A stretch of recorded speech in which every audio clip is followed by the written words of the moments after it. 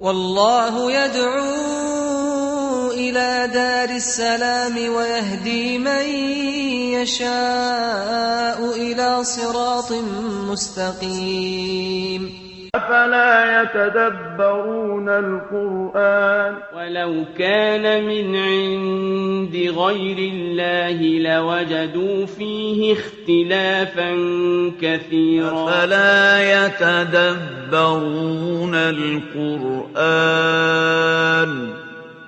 ولو كان من عند غير الله لوجدوا فيه اختلافا كثيرا. السلام عليكم ورحمة الله وبركاته. إن الحمد لله نحمده ونستعينه ونستغفره ونعوذ بالله من شرور أنفسنا ومن سيئات أعمالنا. من يهده الله فلا مضل له ومن يضلل فلا هادي له، وأشهد أن لا إله إلا الله وحده لا شريك له، وأشهد أن محمدا عبده ورسوله. اللهم صل على محمد وعلى آل محمد كما صليت على إبراهيم وعلى آل إبراهيم إنك حميد مجيد. اللهم بارك على محمد وعلى آل محمد كما باركت على إبراهيم وعلى آل إبراهيم في العالمين إنك حميد مجيد. All praise and thanks is to Allah subhanahu wa ta'ala. I thank Him and I praise Him, and I seek His help and I seek His forgiveness. Whoever Allah subhanahu wa ta'ala guides, no one can lead astray. And whoever Allah subhanahu wa ta'ala misguides, no one can guide. And I bear witness that there is no one worthy of worship except Allah subhanahu wa ta'ala. And that Prophet Muhammad sallallahu alayhi wa sallam is his final messenger. This is a great blessing that this is the first episode of this program, Qur'an in Depth. Qur'an in Depth, this is the first episode. This is a great blessing and a mercy from Allah subhanahu wa ta'ala that I have the opportunity to sit here and to speak about the best subject, the best speech, the speech of Allah subhanahu wa ta'ala, the most merciful, the thing between us and Allah subhanahu wa ta'ala. This is what the Prophet sallallahu alayhi wa sallam gave the glad tidings to the Sahaba radiallahu anhum and to the whole ummah of the Prophet sallallahu alayhi wa sallam. In an authentic hadith in Sahih al-Jami', where the Prophet sallallahu alayhi wa sallam said to the companions one day, Abshiru, have the good news, have the glad tidings. What is the bishara? What is the good news? The Prophet sallallahu alayhi wa sallam said, فَإِنَّ الْقُرْآنَ طَرَفُهُ بِيَدِ اللَّهِ وَطَرَفُهُ بِأَيْدِيكُمْ فَاسْتَمْسِكُوا بِهِ فَلَنْ تَضِلُّوا وَلَنْ تَهْلَكُوا بَعْدَهُ أَبَدًا. Which means the Qur'an, one end of it is with Allah subhanahu wa ta'ala, and the other end is with you. So as a result of that, hold fast to it. You would never be led astray.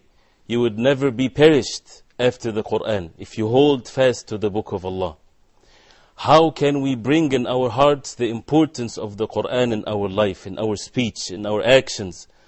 Our lives as Muslims has no meaning to it whatsoever without the words of Allah subhanahu wa ta'ala, the miraculous wordings of Allah subhanahu wa ta'ala, the Qur'an. Imagine, my dear viewer, that Allah subhanahu wa ta'ala, the most merciful, He spoke the Qur'an. Allah subhanahu wa ta'ala, nothing is the like of Him, and He's the all-hearer, the all-seer. And He spoke the Qur'an subhanahu wa ta'ala to Jibreel, angel Jibreel. And Jibreel alayhi salam brought the Qur'an down to the Prophet sallallahu alayhi wa sallam, the best man ever walked on the face of earth, as a final message from Allah subhanahu wa ta'ala, the most merciful, to all mankind. The importance of the Qur'an, the importance for us to go deep into the Qur'an, to get to learn the explanations of the meanings of the words of Allah subhanahu wa ta'ala, it's something that is not optional for a Muslim. This is something that is mandatory for every Muslim. And let me say this, for every human being, Muslim or non-Muslim, this is the book of Allah subhanahu wa ta'ala to all mankind, for guidance, for them to see how to speak, how to act, how to worship the Creator of the heavens and the earth. And if you go back to the purpose of our life, we will get to see why the Qur'an is important in our life. Why do we need to sit and explain the Qur'an, and to listen and to take not any time, the most precious time in the day and the night, to recite the Qur'an, to ponder over the verses of the Qur'an, and to act, which is more importantly, according to what Allah subhanahu wa ta'ala wants from us. These are nothing but letters. As one of the early generations of Al-Islam, he said, The Qur'an, letters from Allah subhanahu wa ta'ala. This is how the companions radiallahu anhum, they used to deal with the Qur'an. They used to ponder over it during the night, in their night prayer, and then during the day, they would act according to the Qur'an. They would act according to the book of Allah subhanahu wa ta'ala as a result of their pondering over the verses of the Qur'an. If we see that Allah subhanahu wa ta'ala created the human beings for no reason but to worship Him alone. وَمَا خَلَقْتُ الْجِنَّ وَالْإِنسَ إِلَّا لِيَعْبُدُونَ. This is the purpose of our existence. Allah subhanahu wa ta'ala is the most wise. He did not create the human being for nothing. He created them for the best purpose, and that is to worship Him. And worship, ibadah of Allah subhanahu wa ta'ala has two pillars to it. If it's missing one pillar, there is no ibadah, there is no worship.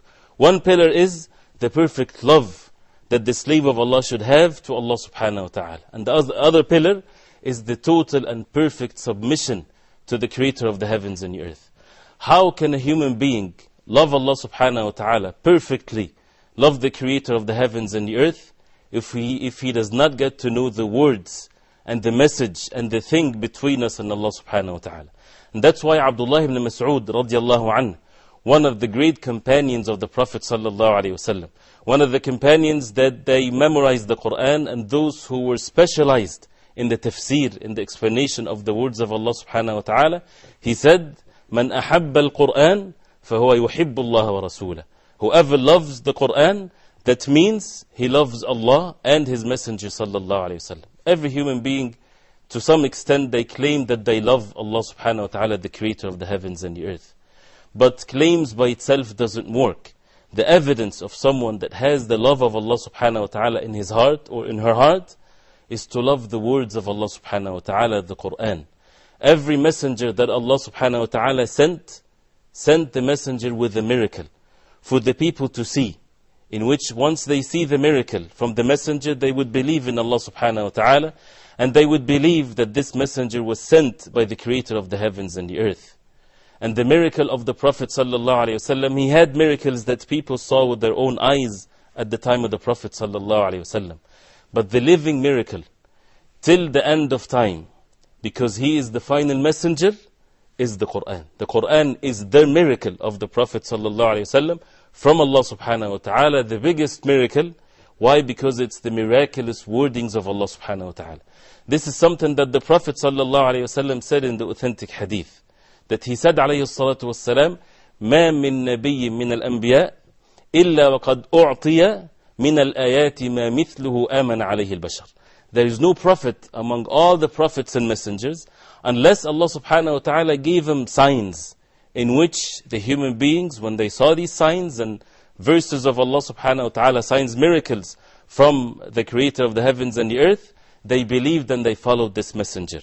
And then the Prophet sallallahu alaihi wasallam said, and I was given wahy. I was given as a miracle, revelation from Allah subhanahu wa ta'ala. فَأَرْجُو أَنْ أَكُونَ أَكْثَرَهُمْ تَابِعًا يَوْمَ الْقِيَامَةِ. He said alayhi salatu wassalam, and I hope that I will be the most that has followers in the Day of Judgment. And this is true. This is true, and this is a living miracle that we see it every day of our life. The most religion, the most way of life that people accept when they see this miracle, the Qur'an, if a person ponder over the words of Allah subhanahu wa ta'ala, there's no messenger to be sent. They won't see physical miracles with their own eyes sent by the messenger. The Qur'an is still after the Prophet sallallahu alaihi wasallam.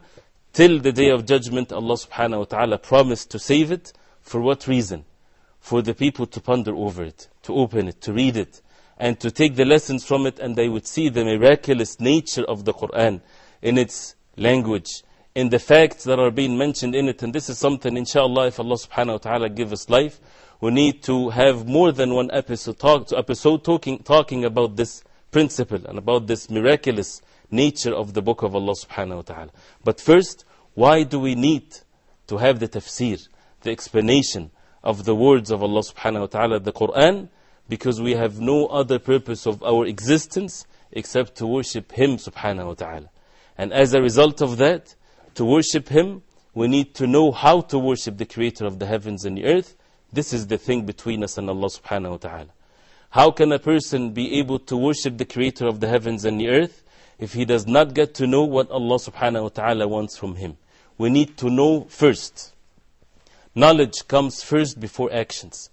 The love of Allah subhanahu wa ta'ala in the heart by itself is not sufficient unless the person humble himself as a slave. We are servants of the Creator of the heavens and the earth. We need to humble ourselves to get to know first what Allah subhanahu wa ta'ala wants from us. How can we know this? Except from the words of Allah subhanahu wa ta'ala, the direct, miraculous words of Allah subhanahu wa ta'ala, the Qur'an. Allah subhanahu wa ta'ala mentioned in the Qur'an that He sent the messengers with books. There is the Torah was sent to Musa alayhi salam, and the Injil, the Gospel, was sent to Isa alayhi salam, and it's mentioned in the Qur'an that it had in it hudan wa nur, that Allah subhanahu wa ta'ala had in the Torah guidance and light. And the same thing Allah subhanahu wa ta'ala sent in the Gospel, in the Injil, to Isa alayhi salam, hudan wa nur. And go back to the Qur'an in Surah Al-Ma'idah, Surah number 5, from verse around 44 and after that, you would see these facts that Allah subhanahu wa ta'ala sent these books to these messengers. And then after that, Allah subhanahu wa ta'ala said to the Prophet sallallahu alayhi wa sallam that He had revealed this book, this Qur'an, as a way of guidance to all mankind, and it confirms what has been revealed to the books before, in the books before, and it has this power that this is the final messenger of Allah subhanahu wa ta'ala, abrogates all the books and all the verses before the Qur'an. So this is the final message from Allah subhanahu wa ta'ala to the human beings.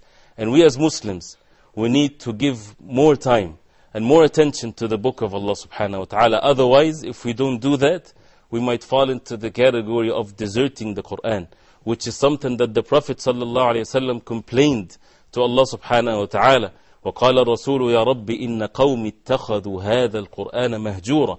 That the Messenger of Allah would say to Allah subhanahu wa ta'ala that my people had deserted the Qur'an. When they abandoned listening to the words of Allah, when people abandoned memorizing the words of Allah, when they abandoned pondering over the verses of Allah subhanahu wa ta'ala. And this is the topic of this series and this episode, is to go deep into the Qur'an, to ponder over the verses of the Qur'an as Allah subhanahu wa ta'ala ordered us in the Qur'an. كِتَابٌ أَنزَلْنَاهُ إِلَيْكَ مُبَارَكٌ لِيَدَّبَّرُوا آيَاتِهِ وَلْيَتَذَكَّرَ أُولُو الْأَلْبَابِ. This is what Allah subhanahu wa ta'ala said to us, that this is a book that Allah subhanahu wa ta'ala revealed to the Prophet sallallahu alayhi wa sallam. It's Mubarak, it's blessed, it's a blessed book. For what reason? لِيَدَّبَّرُوا آيَاتِهِ.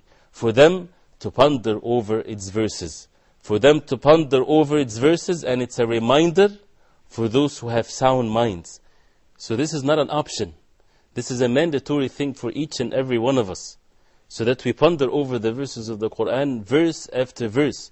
Over 6,000 verses of the Qur'an. We need to have the time. Yes, life is short. But if we have this, the proper intentions, the sincerity, that we say, Oh Allah, we are your slaves, and this is your book. This is the thing between us and Allah subhanahu wa ta'ala. We want to know and to humble ourselves to get to know what you want from us, so that we can humbly surrender in the full surrendering and submission to the orders of Allah subhanahu wa ta'ala. We can never do that unless we take the time to listen to the tafsir and the explanation of the Qur'an.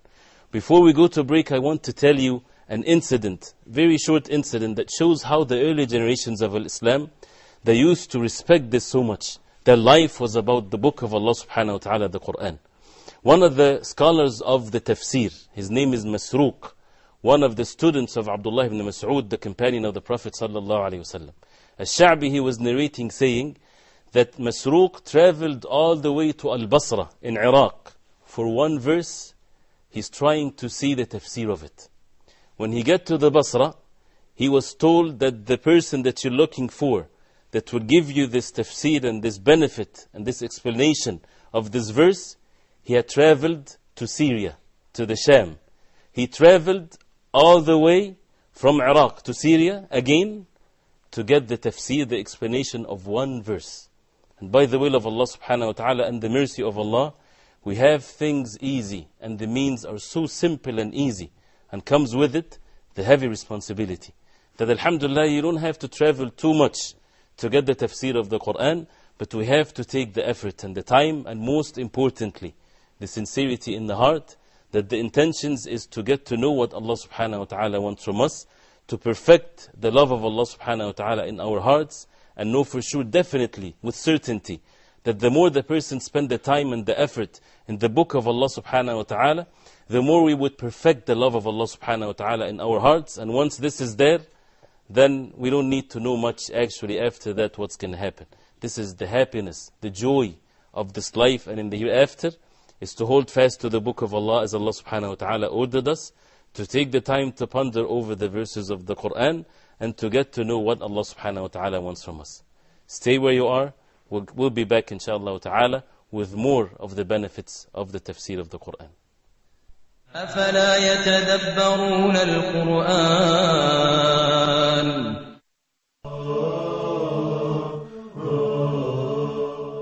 The Prophet ﷺ have informed us that we should not obey no one on the account of disobeying Allah subhanahu wa ta'ala. So the superiority is to Allah's command.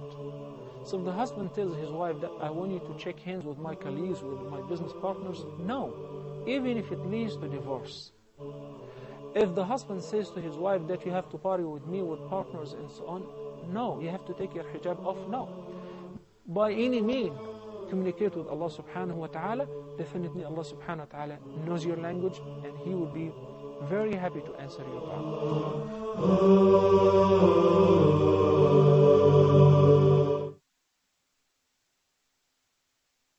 أفلا يتدبرون القرآن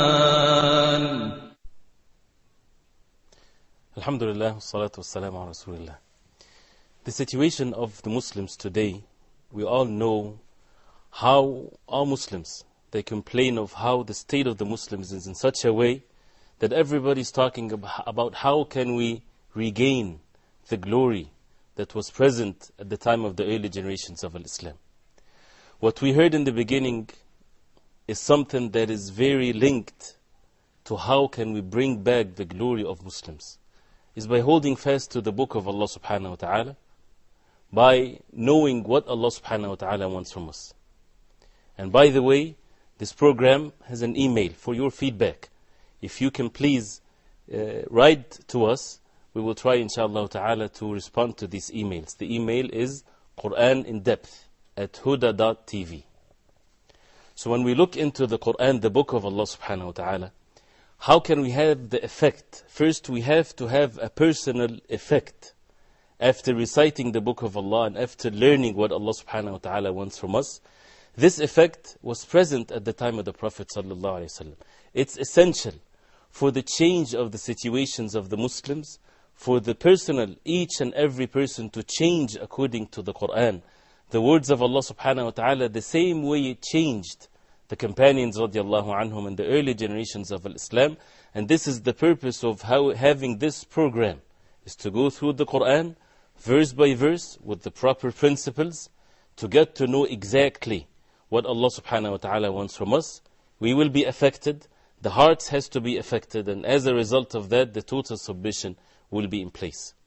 The Prophet sallallahu alaihi wasallam, the best man ever walked on the face of earth, the one that Allah subhanahu wa ta'ala entrusted to be the final messenger of Allah subhanahu wa ta'ala, he was sent and revealed to him was the Qur'an, and he used to be so much affected alayhi salatu wassalam. And Allah subhanahu wa ta'ala ordered us in the Qur'an to take the Prophet sallallahu alayhi wasallam as the best example, as our role model. لَقَدْ كَانَ لَكُمْ فِي رَسُولِ اللَّهِ أُسْوَةٌ حَسَنَةٌ لِمَنْ كَانَ يَرْجُو اللَّهَ وَالْيَوْمَ الْآخِرِ. That indeed in the Prophet sallallahu alayhi wasallam, in the Messenger of Allah, you have the best example for those who seek the rewards from Allah subhanahu wa ta'ala in the hereafter. This life is nothing but a passage. And after this life, the everlasting one, either to Jannah, paradise, or the hellfire, may Allah subhanahu wa ta'ala forbid. And as a result of that, we have to take the matter serious. The Qur'an is the guide for us to take the believers to Jannah. Either to take the believers to Jannah, or to take the disbelievers and the sinners to the justice and the punishment of Allah subhanahu wa ta'ala in the hellfire, as Allah subhanahu wa ta'ala mentioned in the Qur'an. So as a result of that, let's examine in few examples how the Qur'an affected the Prophet sallallahu alaihi wasallam and the companions radiallahu anhum, so that we can have this eagerness to have the same effect. And how we are far from having this effect because of the sins, because of the forgetfulness, because of not having the enough time and the effort to give to the book of Allah subhanahu wa ta'ala, to have the sincerity, to turn to the book of Allah subhanahu wa ta'ala, the Qur'an and the Sunnah of the Prophet sallallahu alaihi wasallam. Abdullah ibn Mas'ud radiallahu anh, he said that the Prophet sallallahu alaihi wasallam, one time he told me, recite the Qur'an to me. He said to the Prophet alayhi salatu wasalam, I recite the Qur'an to you and it was revealed to you, O Prophet of Allah. The Prophet sallallahu alaihi wasallam said, I like to hear it from someone else. And this is the sunnah of the Prophet sallallahu alaihi wasallam, to like to listen to the Qur'an, so that we have a portion of our day that we listen to the book of Allah subhanahu wa ta'ala. So the Prophet sallallahu alaihi wasallam asked Abdullah ibn Mas'ud to recite the Qur'an to him. So Abdullah ibn Mas'ud recited in Surah An-Nisa till he reached the verse فَكَيْفَ إِذَا جِئْنَا مِنْ كُلِّ أُمَّةٍ بِشَهِيدٍ وَجِئْنَا بِكَ عَلَى هَؤُلَاءِ شَهِيدًا, which means on the day of judgment when Allah subhanahu wa ta'ala will bring a witness over every nation, and the Prophet sallallahu alaihi wasallam will be the witness for all mankind. At this moment the Prophet sallallahu alaihi wasallam said to Abdullah ibn Mas'ud, Hasbuk, which means stop, meaning stop reciting. And Abdullah ibn Mas'ud radiallahu anhu, he said, I looked to the Prophet sallallahu alaihi wasallam, فَإِذَا عَيْنَاهُ تَذْرِفَانِ, that the eyes of the Prophet sallallahu alaihi wasallam was shedding tears as a result of the effect of this verse into the heart of the Prophet sallallahu alaihi wasallam. And as a result, the eyes of the Prophet sallallahu alaihi wasallam was full of tears as a result of the meaning that the Prophet sallallahu alaihi wasallam will be a witness for or against the human beings in the Day of Judgment. The Prophet sallallahu alaihi wasallam will be a witness for the human beings, those who believed in the Qur'an, those who acted according to the book of Allah subhanahu wa ta'ala. And he will be a witness against those who rejected the Qur'an, because the Qur'an is sent to all human beings once the Prophet ﷺ was sent till the Day of Judgment. Also Aisha radiallahu anha, she said in a long hadith that the Prophet ﷺ got up one night and he was making the night prayer. And he kept weeping alayhi salatu wassalam till what's underneath him became wet as a result of the Prophet ﷺ weeping, from the effect of the verses of the Qur'an in the heart of the Prophet alayhi salatu wassalam.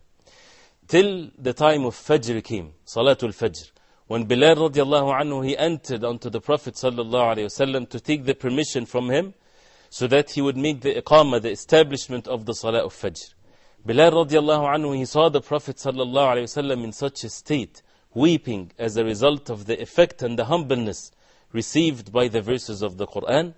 Bilal radiallahu anhu said to the Prophet sallallahu alayhi wasallam, O Prophet of Allah, you are weeping and your previous and future sins has been forgiven? The Prophet sallallahu alayhi wasallam told Bilal radiallahu anhu, لَقَدْ أُنزِلَتْ اللَّيْلَ عَلَيَّ آيَاتٍ, that this night verses of the Qur'an has been revealed to me. وَيْلٌ لِمَنْ قَرَأَهَا وَلَمْ يَتَدَبَّرْ مَا فِيهَا. The Prophet sallallahu alayhi wasallam said, woe to the person that would recite these verses that was just revealed to me tonight and would not ponder over it.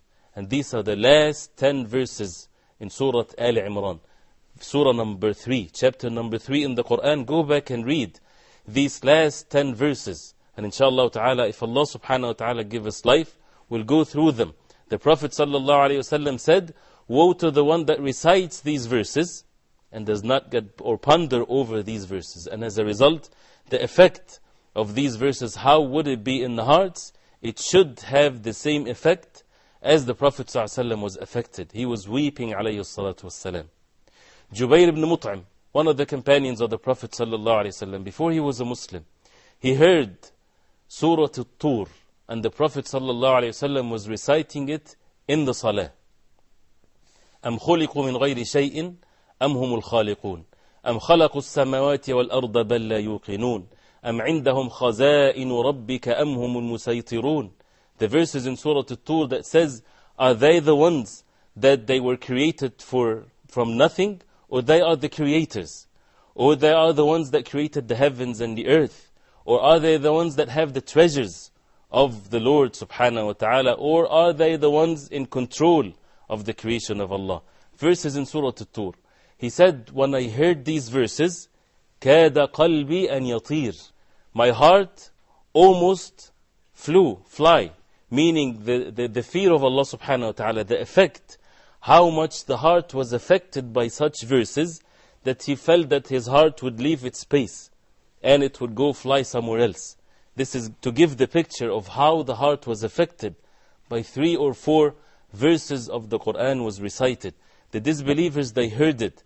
They heard the miraculous nature of the Qur'an. They were affected, and as a result of that, the whole world was changed at the time of the Prophet ﷺ and afterwards, as a result of the words of Allah subhanahu wa ta'ala. Iyas ibn Muawiyah, one of the early generations of Islam, he said that the Qur'an, the book of Allah subhanahu wa ta'ala, it's like a message, a letter, came to people from a king. Imagine this example, that a letter came from a king, and it has some very important concerns, that either people will be rewarded or they will be severely punished. But some of them, they received the letter and it was totally dark. They could not read the letter from the king, in which they're supposed to act according to this letter. Imagine how their affairs would be. And compare this to other group of people, when they received the letter from the king that has these severe warnings and have the glad tidings for those who would act according to this letter, and as a result of that they had light, they were able to read it. He said it's exactly the same for those who would have the tafsir, have the explanation of the verses of the Qur'an, and those who would just recite the Qur'an just maybe to get some rewards, just for reciting but without pondering over the verses of the Qur'an. What's the benefit of the Qur'an then, if it's only to be recited to seek blessings, if we do not take the meanings and the blessings and what Allah subhanahu wa ta'ala wants from us, as the Prophet sallallahu alayhi wasallam used to do and as the companions radiallahu anhum. There are some verses of the Qur'an, when it was revealed, affected the hearts of the companions of the Prophet sallallahu alayhi wasallam a great deal. Abdullah ibn Mas'ud radiallahu anhu, he said that they used to take 10 verses of the Qur'an, they would recite it, learn how to recite it in the proper way, learn its meanings, learn the effect of it and how to act according to these verses, and then they would go to the next 10 verses and so on. They won't just recite the Qur'an and that's it. They want to know what Allah subhanahu wa ta'ala wants from them, and as a result of that they learned the Qur'an and actions together. As he said radiallahu anhu, فَتَعَلَّمْنَا الْعِلْمَ وَالْعَمَلَ جَمِيعًا, that we learned the knowledge from the Qur'an and we learned how to act according to the Qur'an. And this is what we're missing. This is what we're missing today, that we bring the knowledge with the actions. We need the knowledge. Knowledge and actions, they go hand in hand. If one goes beyond the other, then there's a deficiency. If a person learns the Qur'an but does not act according to the Qur'an, what's the benefit? The person will have transgression. He would have arrogance as a result of the knowledge if it's not humbled by the actions and the submission to Allah subhanahu wa ta'ala. And if a person have actions that surpasses the knowledge, he has the love of Allah subhanahu wa ta'ala but doesn't care too much, which is actually contradicting, doesn't have the knowledge of the Qur'an, he would fall into the innovations of the religion. He won't be acting according to what Allah subhanahu wa ta'ala wants from him. Why? Because this is the thing between us and Allah subhanahu wa ta'ala for us to learn. So both, they have to be hand in hand. The knowledge and the actions, the knowledge of the Qur'an and how to act according to the book of Allah and the sunnah, the way of the Prophet alayhi salatu wassalam. The companions radiallahu anhum, when we'd see a verse of the Qur'an changing the life of a companion of the Prophet sallallahu alaihi wasallam. When Allah subhanahu wa ta'ala revealed in the Qur'an, for example, and there are many, many examples, and it's very important to be patient. Before we start talking about the tafsir of the Qur'an, we need to have the proper introduction.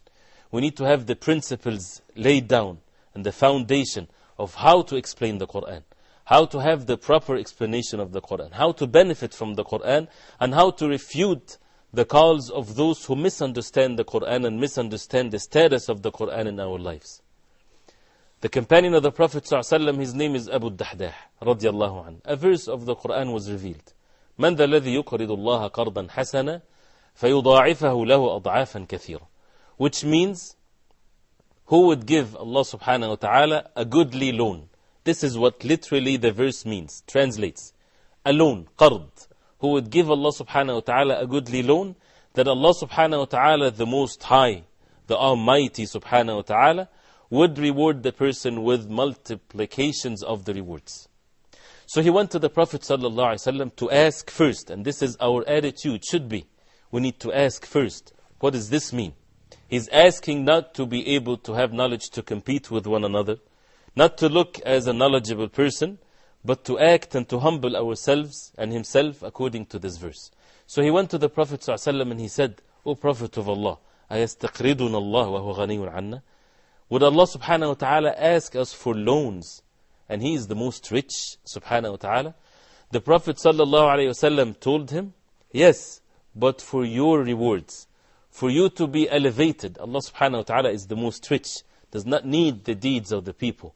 He is asking you to give loans, meaning giving charity for the sake of Allah, so that you will get the rewards and your level will be elevated, and Allah subhanahu wa ta'ala is in no need of one's charity and one's good deeds. As a result of that, Abu Dahdah radiallahu anhu realized what is meant by this verse. He knew now what Allah subhanahu wa ta'ala wants from him, not from others. As we always recite the Qur'an, Ya ayyuhalladhina amanu, or you who believe, or maybe it's someone else. We need to relate it to our own selves. This verse is talking to me. This is what is between me and Allah subhanahu wa ta'ala.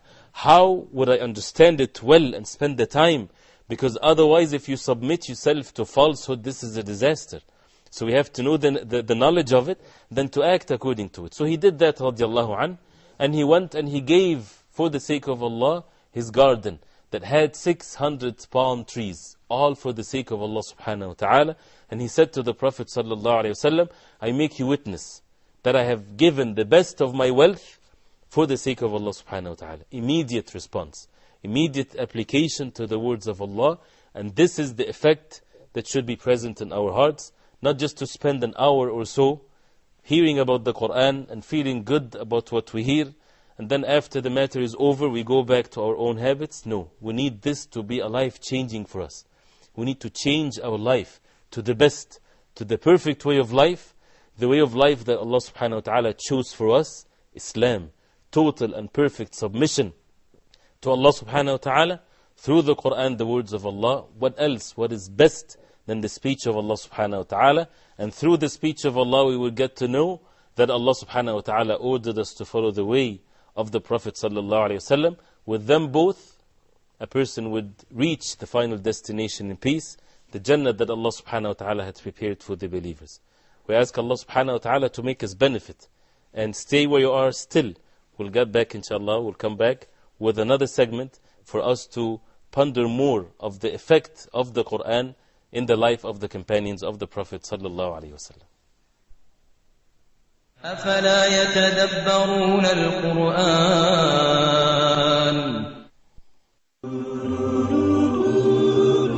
Many people trying to get together, but all their efforts were in vain because of ignoring or turning away from this great foundation. We see many people coming to the way of truth, following the guidance of Allah subhanahu wa ta'ala, but later on, they get off track. What is the reason behind that? Unity is a result. It's not a cover-up. We have to be united from inside. And Allah made this clear in the Qur'an when He said, وَأَطِيعُوا اللَّهَ وَأَطِيعُوا الرَّسُولَ.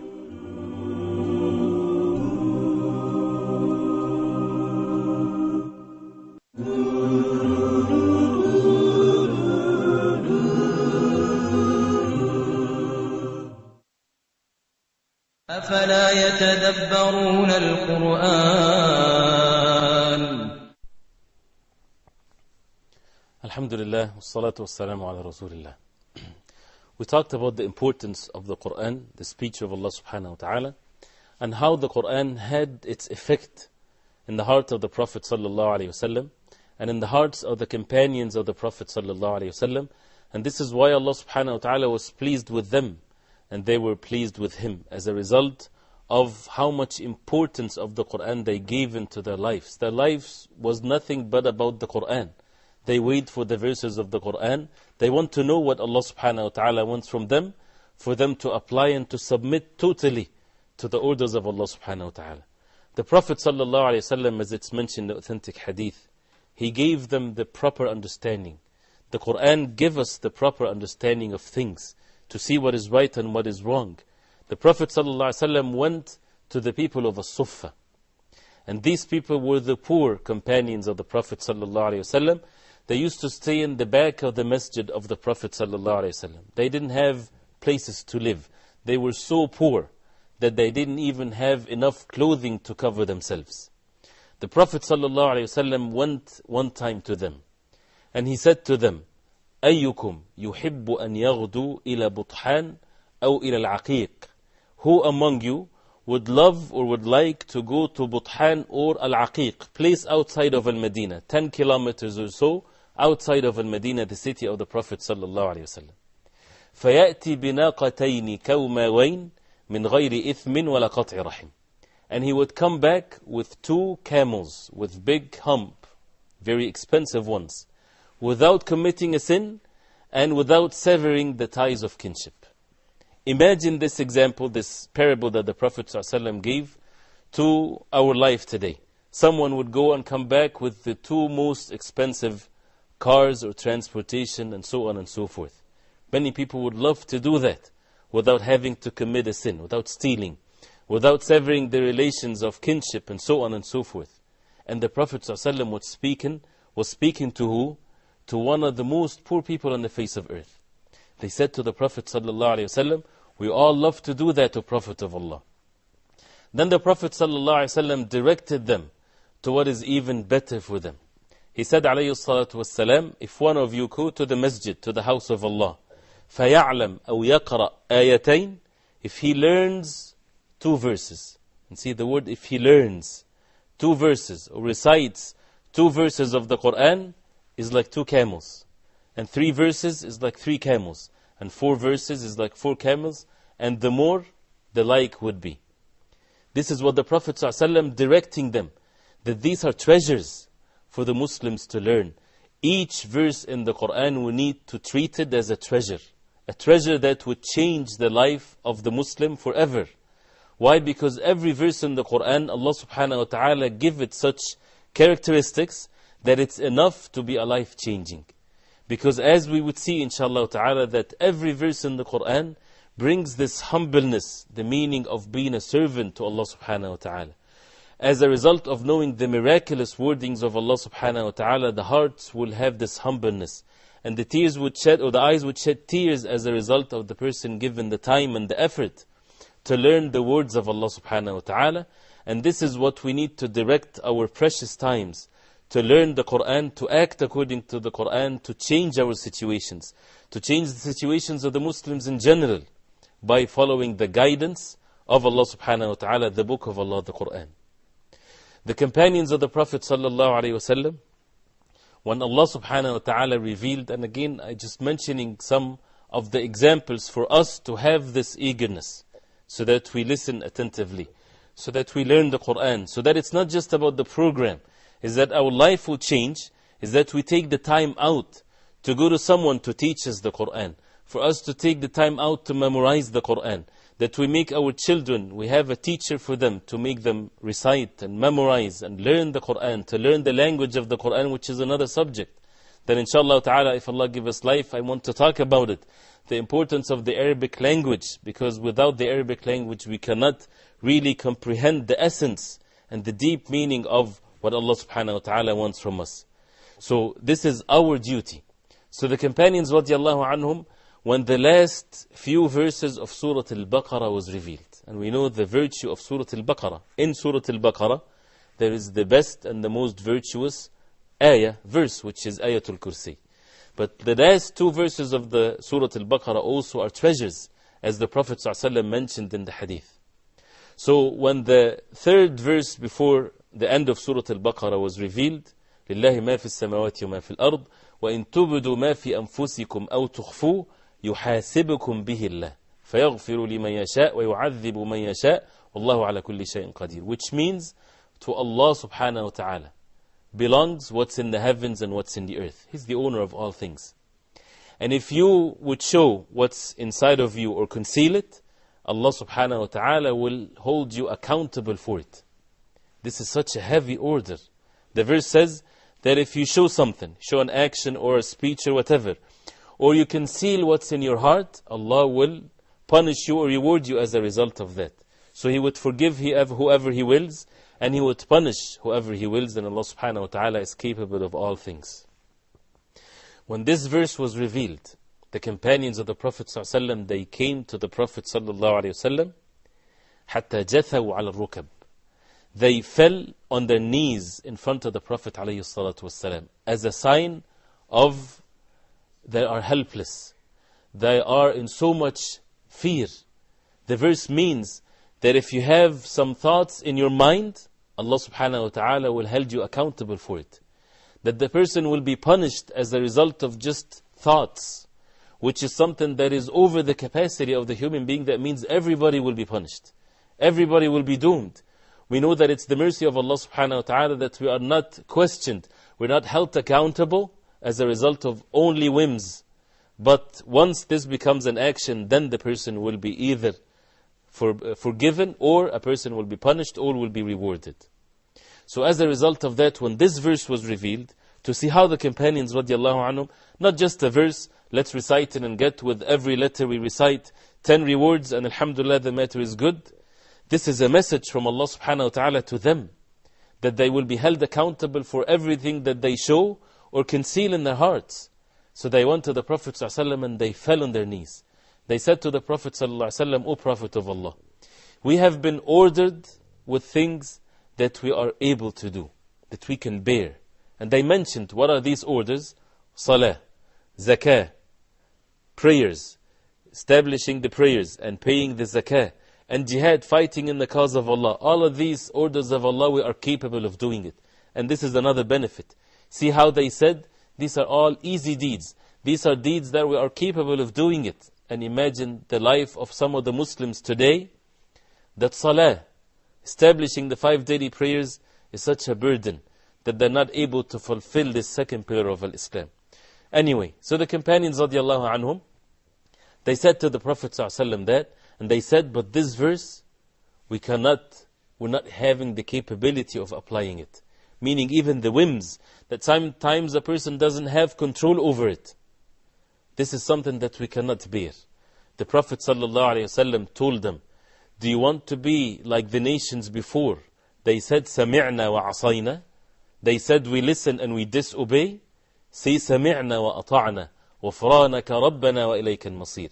See, we listen and we obey, O our Lord, غُفْرَانَك. We seek your forgiveness, and to you we shall return. This is the most merciful. We are nothing but servants of Allah subhanahu wa ta'ala. So the narrator of the hadith, he said, فَلَمَّا قَرَأَهَا الْقَوْمُ وَذَلَّتْ بِهَا أَلْسِنَتُهُمْ. When the people recited it, when they said what the Prophet ﷺ told them, that سَمِعْنَا وَأَطَعْنَا, and their tongues, he used the word ذَلَّت, their tongues humbled itself for Allah subhanahu wa ta'ala, saying, سَمِعْنَا وَأَطَعْنَا, we listen and we obey. This is the attitude of a Muslim. Not why Allah subhanahu wa ta'ala ordered us to do this, why this, why that. Nothing but we listen and we obey. Submission. Total submission to who? Not to a human being, but to the most merciful subhanahu wa ta'ala, that promised happiness for those who would obey Him in this life and in the hereafter. So when they humbled themselves and they said that, سَمِعْنَا وَأَطَعْنَا, we listen and we obey, as a result and as a blessings from Allah subhanahu wa ta'ala, as a result of the humbleness of the companions of the Prophet ﷺ. And this is the blessings of the companions radiallahu anhum that we need to consider and to believe in. The companions radiallahu anhum had so much favors unto this ummah. One of which is that Allah subhanahu wa ta'ala blessed this ummah by the companions of the Prophet ﷺ. They are the ones that were entrusted to carry the Qur'an to the next generations and so on. They were the best example after the Prophet ﷺ, practical actions to the orders of Allah in the Qur'an and the Sunnah of the Prophet ﷺ, because we know for sure that Allah subhanahu wa ta'ala was pleased with them. As a result of what? As a result of their perfect submission. They had the proper submission to Allah subhanahu wa ta'ala. So as a result of that, Allah subhanahu wa ta'ala revealed the last 2 verses of Surah Al-Baqarah, that it's from the Sunnah of the Prophet ﷺ to recite that every night before a person goes to sleep, before Maghrib time. from the adhkar to be said at night time. آمن الرسول بما أنزل إليه من ربه والمؤمنون, till the end. And in it, Allah subhanahu wa ta'ala relieved the believers from such a burden. He said subhanahu wa ta'ala, لا يكلف الله نفسا إلا وسعها. That Allah subhanahu wa ta'ala would not put a burden on any soul unless it's capable to carry it. So as a result of that, Allah subhanahu wa ta'ala relieved this ummah from the whims and the thoughts to be punished as a result of their own thoughts. Unless we speak it, unless we act according to what we think, otherwise a person won't be questioned, won't be punished as a result of the whims, as it's mentioned in another authentic hadith of the Prophet ﷺ. This is all as a result of the submission of the companions radiallahu anhum. We learn from this example how the companions radiallahu anhum, they went to the Prophet sallallahu alaihi wasallam, and we'll get back to that inshallah ta'ala. They did not interpret the verse based on their own desires or their ability to knowing the Arabic language. They went straight to the Prophet sallallahu alaihi wasallam, and this is what we need to do. But if the Prophet sallallahu alaihi wasallam is not among us, his sunnah, the way of the Prophet sallallahu alaihi wasallam, is still among us till today. Allah subhanahu wa ta'ala had saved the hadiths, the sunnah of the Prophet sallallahu alaihi wasallam. The sunnah explains the Qur'an, as we will explain that next time inshallah ta'ala. So they went to the Prophet sallallahu alaihi wasallam with the intentions to know what Allah subhanahu wa ta'ala wants from them. They had the love of Allah subhanahu wa ta'ala, so once they know what Allah subhanahu wa ta'ala wants from them, they would do nothing but perfect submission. And this is what we need to do today. Another example, and bear with me, but this is very important. Anas radiallahu anhu, he mentioned that there was a group of the companions radiallahu anhum sitting in the house of his father-in-law, Abu Talha radiallahu anhu, and they were drinking wine before it was forbidden. As we know that wine was not forbidden immediately from the first verses of the Qur'an. It came later on in Medina when the verses of the Qur'an was revealed, forbidding the believers from drinking intoxications. Then this is valid till the day of judgment. But before that, the companions radiallahu anhum, they were drinking in the house of Anas radiallahu anhu.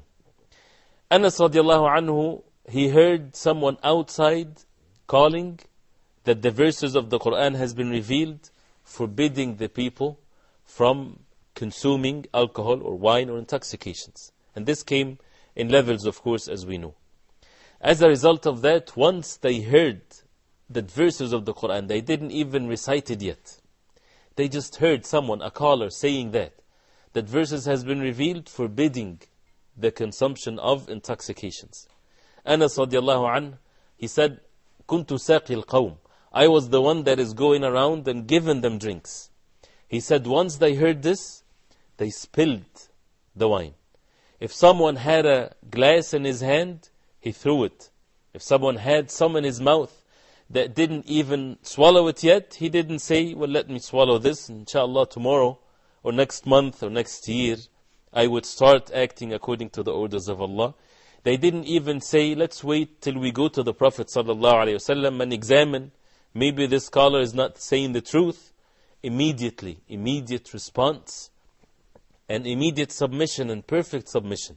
Even if someone had some in his mouth, he spit it out.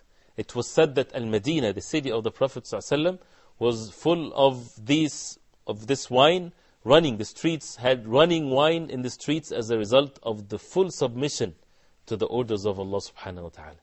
The question is, because this is not just stories or a fairy tale, the question is, do we have the same effect today in our hearts when it comes to the words of Allah subhanahu wa ta'ala, the Qur'an? If the answer is yes, alhamdulillah, this is the mercy of Allah subhanahu wa ta'ala. It is not by our own power, it's by the mercy of Allah subhanahu wa ta'ala. If we see in ourselves a deficiency, this is the time before it's too late for us to give the time to get to know what Allah subhanahu wa ta'ala wants from us. And don't have fear. Don't have the whispers of the shaitan that would say to someone, if you get to know the Qur'an, if you get to know what Allah subhanahu wa ta'ala wants from you, that means this is going to be a burden on you. That means you have to do certain things that are difficult for you. You would make it difficult in your life. This is all whispers of shaitan. How can one's life become difficult? when he learns what the most merciful subhanahu wa ta'ala wants from him. قُلْ بِفَضْلِ اللَّهِ وَبِرَحْمَتِهِ فَبِذَلِكَ فَلْيَفْرَحُوا هُوَ خَيْرٌ مِمَّا يَجْمَعُونَ. That say by the mercy of Allah subhanahu wa ta'ala and His bounty subhanahu wa ta'ala, فَبِذَلِكَ, meaning as some of the ulama of the tafsir they say, by the Qur'an they should rejoice. The Qur'an should be the source of our rejoicing and happiness. And if we have the sincerity, Allah subhanahu wa ta'ala will bring that in our hearts. We will have this full submission, and happiness is in one's heart, and a person would see that in his life if we give the time to explain the Qur'an and to learn the Qur'an and to ponder over it and to act according to it. We ask Allah subhanahu wa ta'ala to make this sincere for His sake and for us to benefit and to gain the perfect rewards by reciting and pondering and explaining the words of Allah subhanahu wa ta'ala, the Qur'an. So till next time, I ask Allah subhanahu wa ta'ala that He make us benefit and for us to take the time to read and to ponder over the verses of the Qur'an. So we see you inshallah ta'ala next week. وصلى الله وسلم وبارك على محمد وعلى آله وصحبه وسلم. والسلام عليكم ورحمة الله وبركاته. أفلا يتدبرون القرآن ولو كان من عند غير الله لوجدوا فيه اختلافا كثيرا. أفلا يتدبرون القرآن ولو كان من عند غير الله لوجدوا فيه اختلافا كثيرا. أفلا يتدبرون القرآن ولو كان من عند غير الله لوجدوا فيه اختلافا كثيرا.